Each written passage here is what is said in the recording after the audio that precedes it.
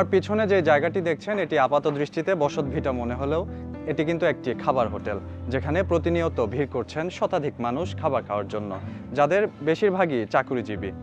পাশের যে দোকানগুলো রয়েছে, খাবার হোটেলগুলো রয়েছে, সেই দোকানগুলোর তুলনায় খাবারের দাম তুলনামূলক কম হয় এবং খাবারের গুণগত মান ভালো হওয়ায় এখানে প্রতিনিয়তই ভিড় করছেন এসব ভোজনবিলাসী মানুষ। এখানে আমি 17 বছর যাবত খাই। যখন চুয়াডাঙ্গা আসি তখন খাই। খাবার মান একেবারে বাড়ির মতো, হোটেল মনে হয় না, ঘরোয়া পরিবেশ, দামও রিজনেবল। আমি মাঝে মাঝেই চুয়াডাঙ্গায় আসি, বিভিন্ন সময় মিটিং বা অফিসিয়াল কোনো প্রয়োজনেও আসি। এসে যখনই সময় পাই খাবারের সময় হলে আমি এখানে এসে খাবার খেয়ে তারপরে যাই। বাড়ির যে খাবার সেম হোটেলের মতো মনে হয় না, হোটেলের খাবারের মতো মনে হয় না, এবং সম্পূর্ণ ঘরোয়া পরিবেশে যে খাবারটা তৈরি হয় সেই খাবারটাই খাই। মোটামুটি ভালো তৃপ্তি লাগে আর কি। বাসায় খেলে যে তৃপ্তিটা, সেই তৃপ্তিটা এখানে পাওয়া যায় আর কি। এখানে খুবই একটা ভালো ঘরোয়া পরিবেশের রান্না, যেটা আমাদের জন্য হচ্ছে সবাই মানে সুস্বাস্থ্যের অধিকারী আর কি।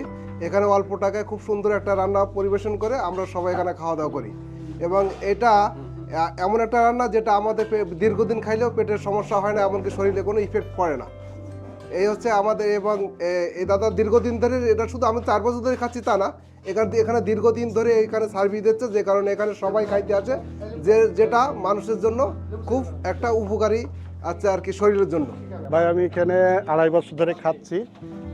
2.5 বছর ধরে আমি যখনই চুয়াডাঙ্গায় আসি তখনই এখানে এই হোটেলে খাই, এবং যদি চুয়াডাঙ্গায় আসার উদ্দেশ্য থাকে তাহলে আমি কোনো হোটেলেই খাই না। আমি সবসময় করি যে চুয়াডাঙ্গায় যেয়ে আমি এই হোটেলটাই খাবো, এবং ঘরোয়া পরিবেশ হিসেবেই খেতে পারি, এবং হোটেলের যে মান তার থেকে অনেক ভালো মনে হয়, যে ফ্যামিলির সাথে খাচ্ছি, ফ্যামিলির রান্না খাচ্ছি।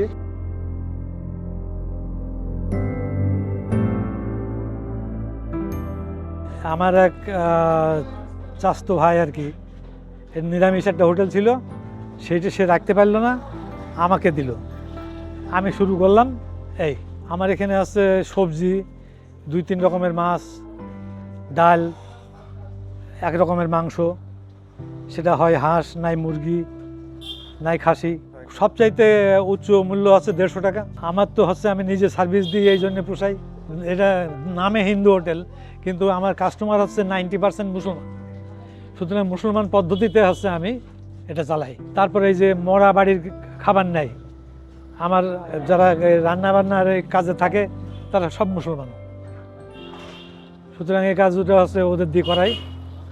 মাহদি হাসান, কালেকণ্ঠ, চুয়াডাঙ্গা, খুলনা।